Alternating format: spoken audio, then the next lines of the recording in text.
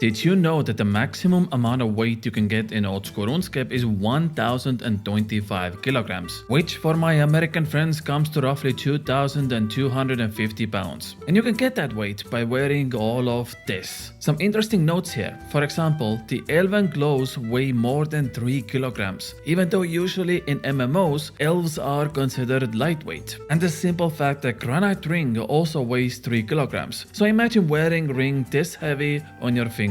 But the real weight actually comes from having 28 barrels of coal tar in your inventory. Each of them weighs 32 kilograms, and putting everything together we get just slightly over 1000 kilos, which is almost the weight of your mom. Okay, never mind, I'm sorry. But nevertheless, I love this kind of RuneScape trivia. It's very interesting talking about some cool facts that not many people know about. So in this video, I want to show you some engaging RuneScape stuff I learned in the past few weeks, and we're starting off with my favorite one. Old school RuneScape home teleport animation takes roughly 13 seconds to complete, but there is a teleport scroll in the game that does it 2 seconds faster, and you can get it through the quest speedrunning game mode. The speedy teleport scroll requires 600 points to acquire, and it should take you roughly 1 hour to unlock. Once you activate the animation override, your home teleport now takes 11 seconds to complete instead of 13. Oh, and by the way, if you want to earn the 600 speedrunning points very fast to unlock the scroll, I would recommend speedrunning 3 very easy quests, and those are X marks the spot, Cook's assistant, and Ernest the chicken. Those 3 are the fastest to get the best time, which is the diamond tier, and they give you 200 points per quest. Now, granted, it would take you 1 or 2 hours to get the scroll, and it only saves you 2 seconds per teleport, so it will take you years to make up for the lost time. But guess what? The animation is also pretty cool, and you never know, you can end up in Gillenor games, and that 2 seconds of extra time could be the difference maker.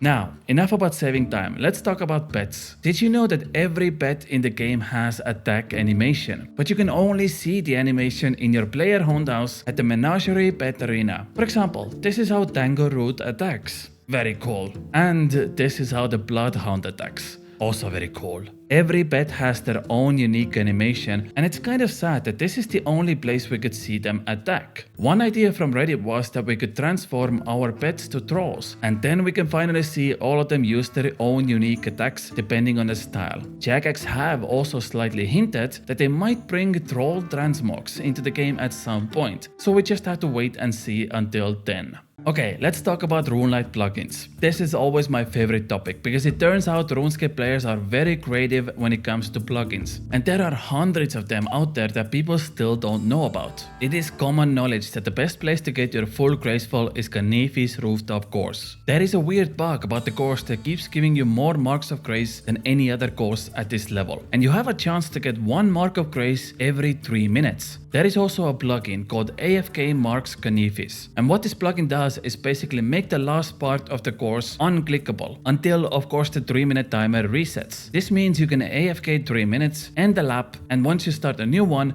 you have approximately 70% chance to obtain another mark of grace. This plugin allows you to get out to 20 marks of grace per hour, which means it takes you 13 hours to get the full outfit. You can also use the AFK time to work on other skills, like one of the options is training fletching, or maybe even something like magic and high alching until the 3-minute timer is up. The only downside is that you sacrifice experience over the marks of grace, but as someone who absolutely despises training agility, I just wanted to get my full graceful and be done with this. And guess what? This is the best and fastest option for that. The next plugin I have for you is a fun one. It's called RS Paint, and it does exactly what you think it would do. You can draw anything in the game like you would in Paint. The very first thing you have to do is draw a PP. But it does have other uses as well. You can even put down small reminders for yourself, like before doing a farm run, I wrote down this motivational phrase, "Do not forget about my ultra compost." It's actually a very fun plugin to mess around with, and I know that there are some amazing artists out there who can draw more than PPs. And the final plugin I have for you today is the QP position. And this plugin tells you exactly how many spacebars you need to use in order to get the perfect W.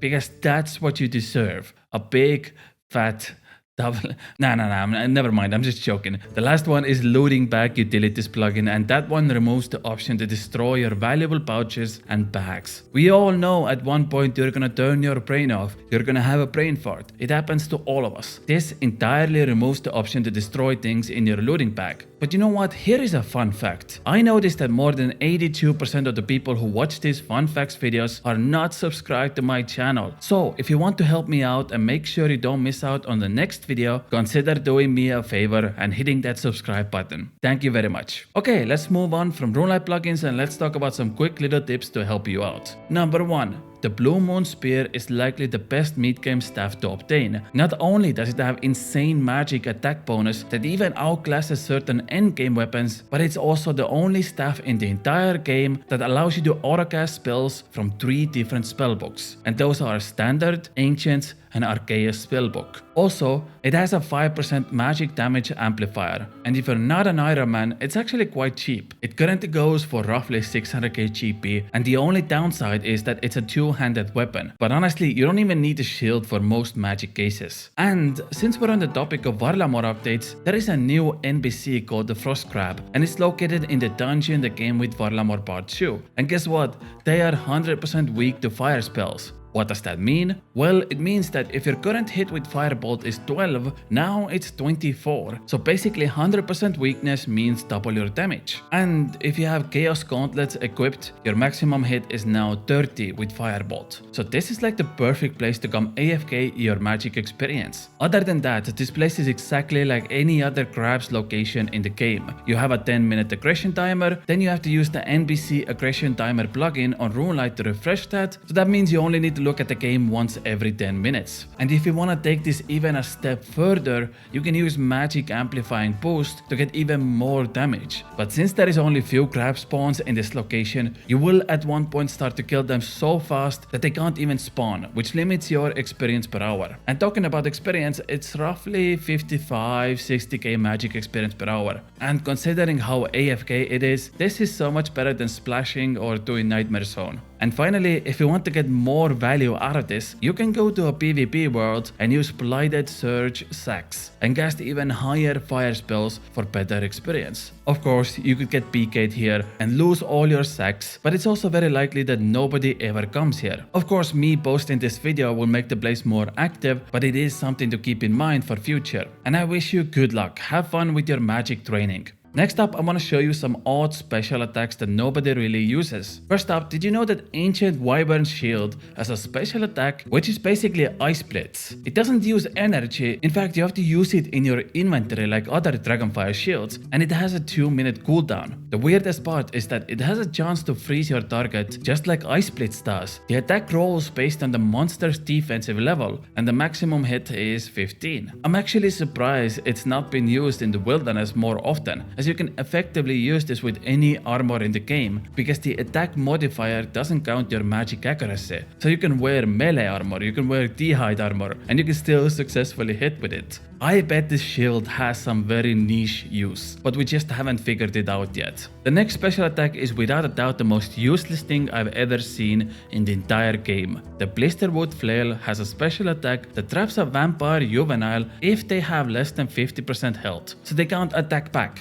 That's it. It doesn't deal any damage, it just has a small animation, and then everything goes back to normal. The worst part is that it only works on vampire juvenile. It doesn't even work on normal vampires, and it doesn't work if they have full HP. It only works if they have less than 50% HP. And the weirdest part is that your character will stall after using the special attack, so it's literally better to never use this than actually clicking on the special attack. And the last special attack I want to show you is the Abyssal Bludgeon. I'm surprised PKers haven't done videos about this, because the special attack does 0.5% more damage based on every prayer point your opponent is missing. So let's say your opponent is missing 70 prayer points. That means 35% more damage on your special attack. And since the max hit of the bludgeon is 53, that means your max hit on special can go up to 72. And this goes up to 79 if your opponent is at 0 prayer points. I genuinely think you can cook with this weapon in PvP worlds. Literally nobody expects this, and I'm honestly surprised people haven't already made PKing videos with the Abyssal Bludgeon, especially in smite fights, when your opponent's prayer is always very low. Nobody's gonna expect you to smack a 70+ hit out of nowhere. It's kinda like a budget version of Armadillo God Sword in a sense. But okay, enough about special attacks. I want to end the video on a very good note. Recently, a Twitch streamer named Scotty broke the world record for Infernal Cape again, and he was the very first player to ever achieve the record under 40 minutes. His final time was 39 minutes and 46 seconds, which is absolutely amazing achievement. The way he juggles the waves perfectly without losing any time, using tools like Death Charge, which gives you more special attack, not taking any food into the cave and relying entirely on blowpipe specs, utilizing melee versus ranged in specific scenarios,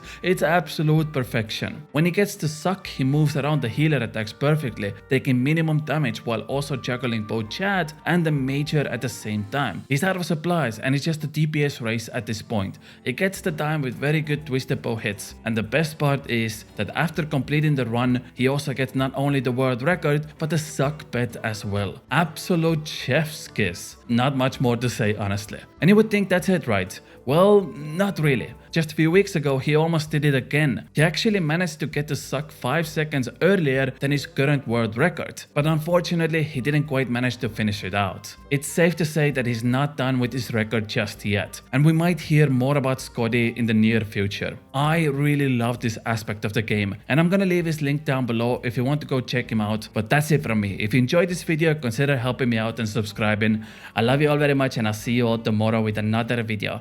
Bye.